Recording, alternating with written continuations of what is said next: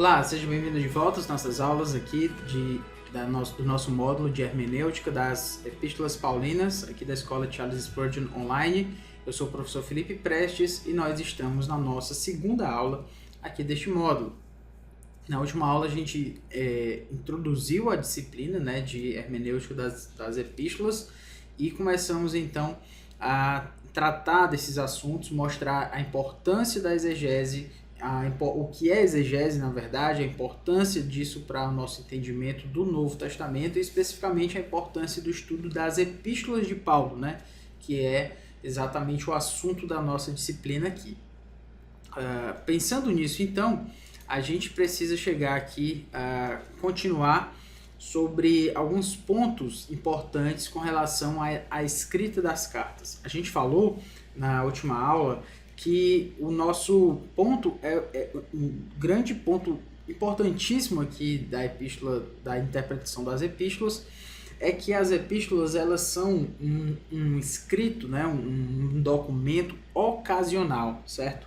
Por que é importante que a gente fale esse ponto, esse elemento ocasional das cartas? Por que isso tem alguma importância para a gente? Exatamente porque quando a gente fala de carta, a gente fala de problemas específicos de pessoas específicas com seus problemas específicos. Então, na nossa interpretação da carta, a gente precisa chegar ao entendimento do que exatamente aconteceu.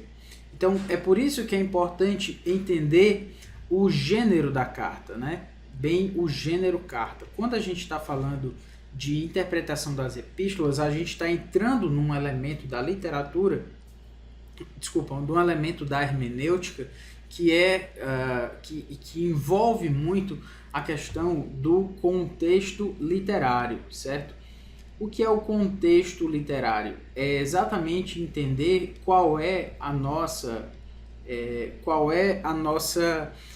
o estilo literário em que aquele documento, aquele livro foi escrito. Então, no caso das epístolas de Paulo, para interpretar bem as epístolas de Paulo, a gente precisa entender o que significa ser uma carta, certo?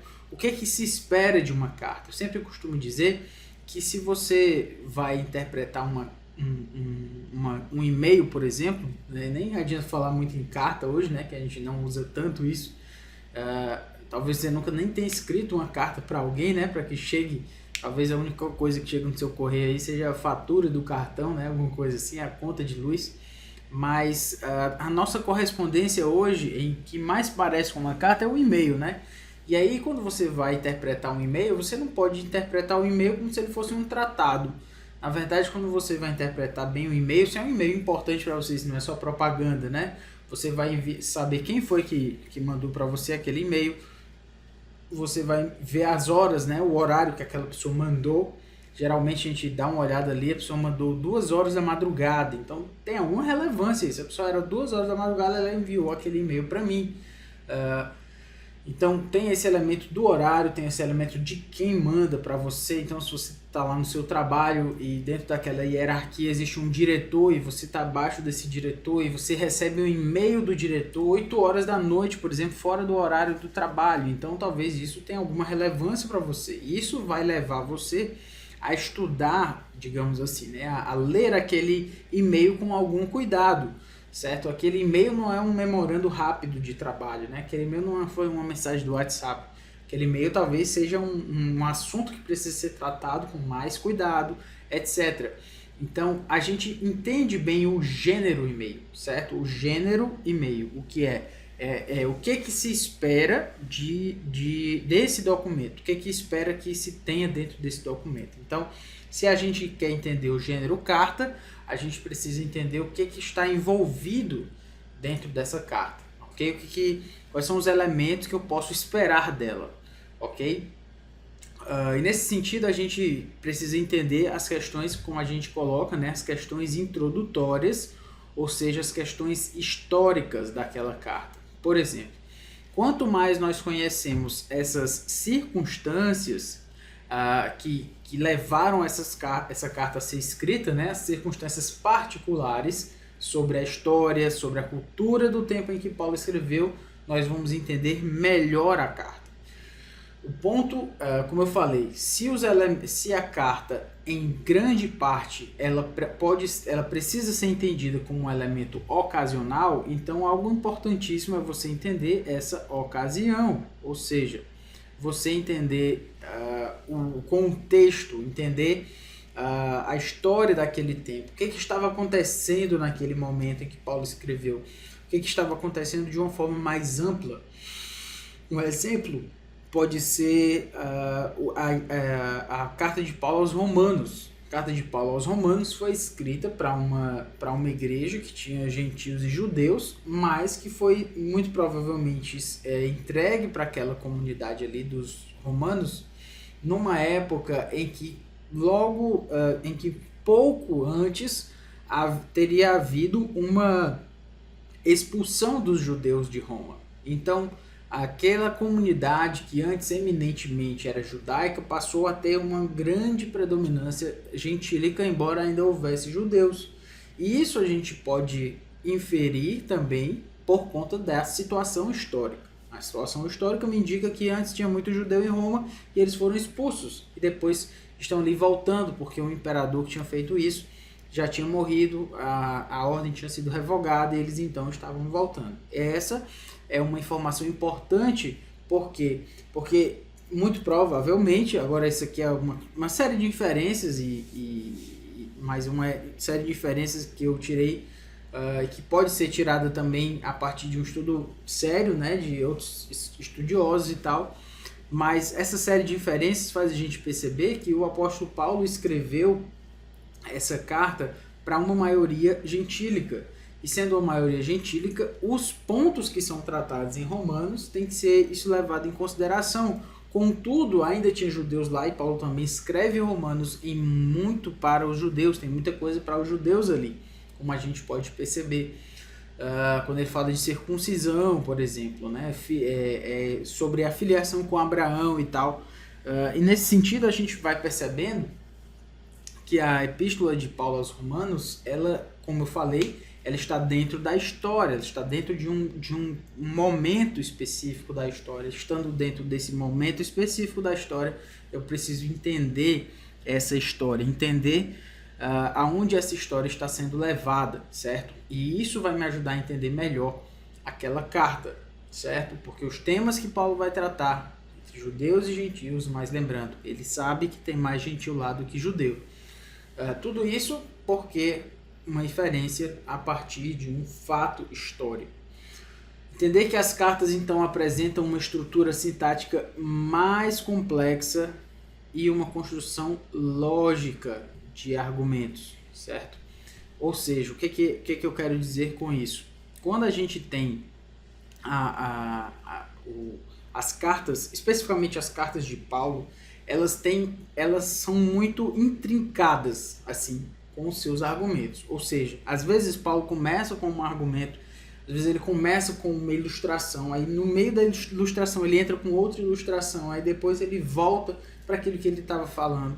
E tudo isso dentro de uma série de argumentos que ele quer colocar. Ou seja, é uma série de informações com uma grande densidade, certo? Então é uma estrutura mais complexa e uma lógica de argumentos. Ou seja, ele tem um argumento que ele quer alcançar e ele vai mostrando esse argumento, fazendo chegar lá dentro desse argumento aí. Uma forma de provar isso para você é exatamente a gente chegar aqui no texto de Efésios 1, versículo 13 3 a 14, certo? Então, se você tem sua Bíblia aí, você quer dar uma olhada comigo, se não, pode só me acompanhar aqui. Efésios 3:1, aliás, Efésios 1, versículo 3, né? Só para a gente ter uma ideia do que eu estou falando, certo? Para a gente poder entender aqui. Bendito Deus e Pai de nosso Senhor Jesus Cristo, que nos tem abençoado com toda sorte de bênção espiritual nas regiões celestiais em Cristo, assim como nos escolheu nele antes da fundação do mundo, para sermos santos e irrepreensíveis perante ele, e em amor nos predestinou para ele, para a adoção de filhos por meio de Jesus Cristo, segundo o beneplácito da sua vontade, para o louvor da glória de sua graça, que ele nos concedeu gratuitamente no amado, no qual temos a redenção pelo seu sangue, a remissão dos pecados, segundo a riqueza da sua graça, que Deus derramou absolutamente, abundantemente sobre nós em toda sabedoria e prudência, desvendando-nos o mistério da sua vontade, segundo o seu beneplácito que propusera em Cristo, de fazer convergir nele, na dispensação da plenitude dos tempos, todas as coisas, tanto as do céu como as da terra, nele, digo, no qual fomos também feitos herança, predestinados segundo o propósito daquele que faz todas as coisas conforme o conselho da sua vontade, a fim de sermos, para o louvor da sua glória, nós, os que de antemão esperamos em Cristo, em quem também vós, depois de ouvistes a palavra da verdade, o evangelho da vossa salvação, tendo nele também crido, fostes selados com o Santo Espírito da promessa, o qual é o penhor da nossa herança até o resgate da sua propriedade em louvor da sua glória. Ufa, agora dá para respirar, né? Ou seja, são tudo isso aí, de 3 a 14, é um parágrafo, ou seja, não tem ponto, não tem ponto aí, ponto final, né? Como a gente pode entender. Lembrando que originalmente lá no grego nós não temos uma pontuação clara no grego, da forma como foi escrito. O grego foi escrito em letras maiúsculas e sem nenhuma pontuação, o Novo Testamento grego, certo? Essa era a forma deles escreverem naquela época. Mas o que eu quero dizer é, com a sequência de texto que se tem, você não tem uma pausa, que agora vai começar uma outra ideia, agora vai começar um outro ponto aqui de Paulo. Não, ele está no mesmo ponto, de 3 a 14. E essa versão que eu li foi a Almeida Revista Atualizada. Ela traz a letra maiúscula começando lá no versículo 3 e ela vai até o versículo 14, coloca um ponto, aí começa um próximo parágrafo. E é exatamente essa ideia mesmo.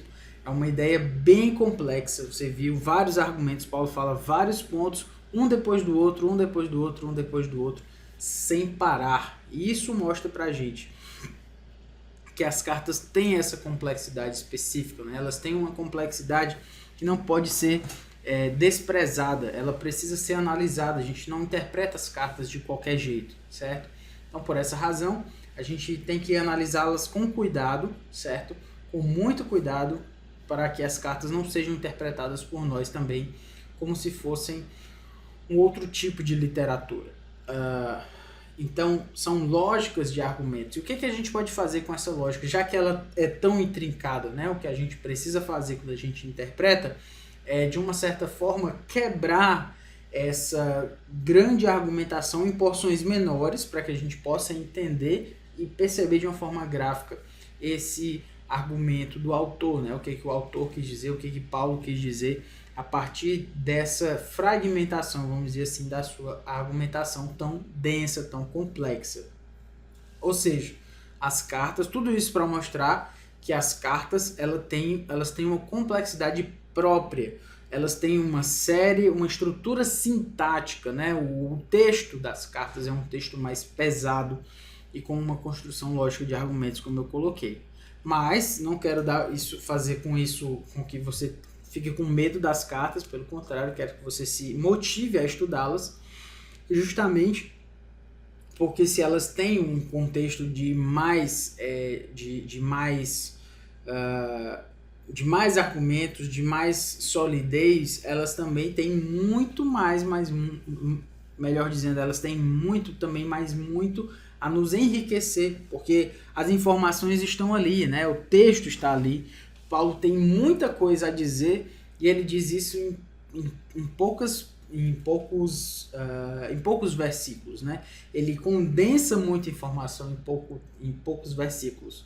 E nisso, por exemplo, aqui de 3 a 14 de Efésios 1, ele vai falar da eleição, da predestinação, do que Deus fez, do plano de Deus. É tanta coisa em pouco tempo, né? Então isso quer dizer que é uma densidade grande. Então a boa notícia disso é que tem muita coisa para a gente absorver dentro desse corpus aí de texto que a gente encontra nas cartas, e é por isso que a gente precisa tomar cuidado exatamente para a gente poder interpretar bem. Bom, ainda pensando sobre a importância da exegese, qual seria o propósito último da exegese? É bem interessante pensar aqui sobre o propósito último, porque o Thomas Schreiner nos faz lembrar o seguinte: sim, nós precisamos de especialistas para nos ajudarem no entendimento de especificidades. O que Thomas Schreiner quer dizer com isso? Hoje a gente vive numa época que tem muitos especialistas. O que são os especialistas? Eles são pessoas que passam a aprender mais acerca de uma área específica, de uma área em especial, por isso o nome é especialista, obviamente, e aí ele vai ali se aprofundando. Aquele cara ali, ele sabe muito sobre pouca coisa. Isso é uma coisa do espírito da nossa época. A gente valoriza quem sabe muito sobre pouca coisa. E a gente valoriza pouco quem sabe pouco sobre muita coisa. Essa é a relação das coisas de hoje, da nossa sociedade. Quem sabe muito sobre pouco é um especialista em alguma área, então essa pessoa vai se destacar naquele campo, pequeno campo lá que ele escolheu se especializar. O que acontece com relação aos exegetas, né? Você vai olhar lá um comentário, aquele autor estudou, fez doutorado em várias disciplinas e várias faculdades e tal, seminários, e aí ele escreveu um comentário inteiro sobre aquele livro, né? Um artigo muito, mas muito específico sobre uma palavra lá do grego e tal e tal.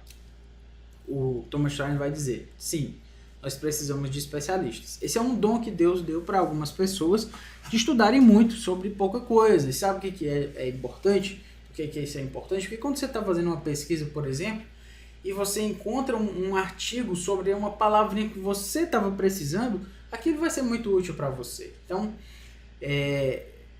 o ponto essa pessoa, ela vai nos ajudar com aquele estudo específico daquela palavra, daquela preposição. Mas eu não posso achar que eu preciso sempre desse especialista para ter o entendimento da Bíblia. Não é assim que funciona. Porque todos nós precisamos da exegese, e aqui é que está o ponto, todos nós precisamos da exegese para que nossa cosmovisão possa ser formada e baseada a partir do texto bíblico. Ou seja, se eu acredito na palavra de Deus, eu entendo que é ela que forma a minha compreensão do mundo, a minha cosmovisão. E se eu entendo que a Bíblia é que forma a minha cosmovisão, eu preciso ter um entendimento próprio da Bíblia para que a minha cosmovisão seja formada, porque senão a minha cosmovisão vai estar errada, já que eu fiz um estudo errado do texto, eu fiz uma exegese errada do texto. Espero que você esteja me compreendendo. Nós estamos seguindo aqui adiante, dentro da nossa compreensão do texto, com uma exegese adequada, não como um fim em si mesmo, como eu falei, mas porque nós estamos formando a nossa cosmovisão. Então não posso depender somente de um especialista para que a minha cosmovisão seja formada. Todos nós precisamos de elementos hermenêuticos para o estudo da Escritura. Todos nós conduzimos nossa vida nós seguimos baseados em nossa cosmovisão, nossa percepção da vida como um todo. Então, tudo aquilo que nós fazemos, isso parte da nossa cosmovisão. Então, se você não mente, por exemplo, quando alguém lhe pergunta uma coisa, então você mente ou não mente por conta da sua cosmovisão. Se você tem uma cosmovisão com uma ética situacionista, ou seja, dependendo da ocasião, então eu minto ou não, e isso vai ser certo ou errado, então pronto, essa é a sua cosmovisão.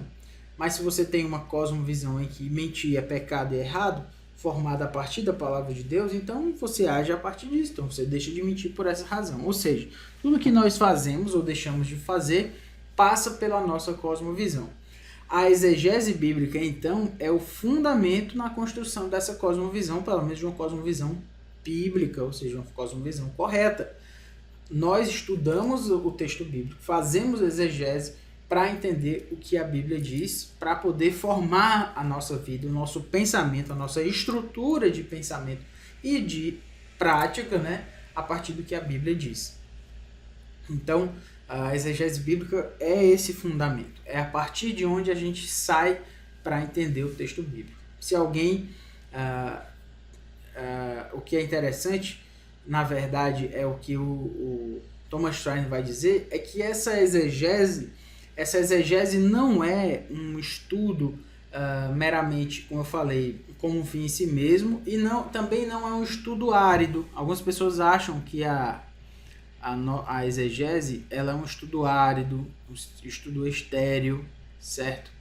Um estudo assim etéreo também, ou seja, um negócio assim, muito distante, muito místico para algumas pessoas. É uma coisa assim muito distante de nós e uma coisa muito técnica, assim, puramente técnica. Mas, na verdade, o Thomas Schreiner vai dizer que se alguém, eu coloquei canta aqui, na verdade, se alguém não canta enquanto faz sua exegese, é porque ela ainda não alcançou o seu ápice. Ou seja, se alguém não canta, não entoa louvores a Deus enquanto está fazendo e preparando a sua exegese, é porque ela ainda não entendeu a exegese ainda. Ela não chegou onde a exegese chegou. Porque se alguém não treme diante da exegese, é porque não está ouvindo a voz de Deus. Nós fazemos a exegese para entender o que Deus diz, o que Deus disse, certo? A um determinado grupo de pessoas, em uma determinada época da história. Se eu faço isso de uma forma assim, meramente mecânica, é porque eu ainda não entendi quem é Deus, ou a voz, eu ainda não ouvi a voz de Deus que está ali bradando dentro daquela palavra. Ou seja, a nossa interpretação, a nossa exegese, ela não é um trabalho de menos importância e nem é um trabalho fora da espiritualidade. É um trabalho espiritual. Eu lembro de um livro, né, e também um vídeo do D.A. Carson, que foi traduzido como o pastor como mestre e o mestre como pastor. E dentro desse livro, ele conta uma história, dentro dessa palestra que virou livro, ele conta uma história, né, acho que dele como professor de grego, e ele diz, olha, você não pode achar que aquilo que você faz lá, quando você está estudando grego, os paradigmas, ou aqui como a gente está estudando, aplicando o que ele falou, aqui como a gente está estudando a hermenêutica, e entender o que é uma metáfora, uma sinédoque, uma metonímia, enfim. Você não pode achar que isso é diferente de vida devocional. Não, agora eu vou fazer o meu devocional, agora é a hora com Deus. Aí você faz lá a sua leitura diária da Bíblia, medita, ora, pronto, agora eu vou estudar teologia, agora vai ser técnico, vai ser acadêmico. Ele diz, não faça essa dicotomia não. Estudar o grego ou estudar a hermenêutica, estudar um texto mais aprofundadamente, entender os seus meandros, as suas relações sintáticas, o seu campo semântico, entender isso também é uma atividade puramente espiritual.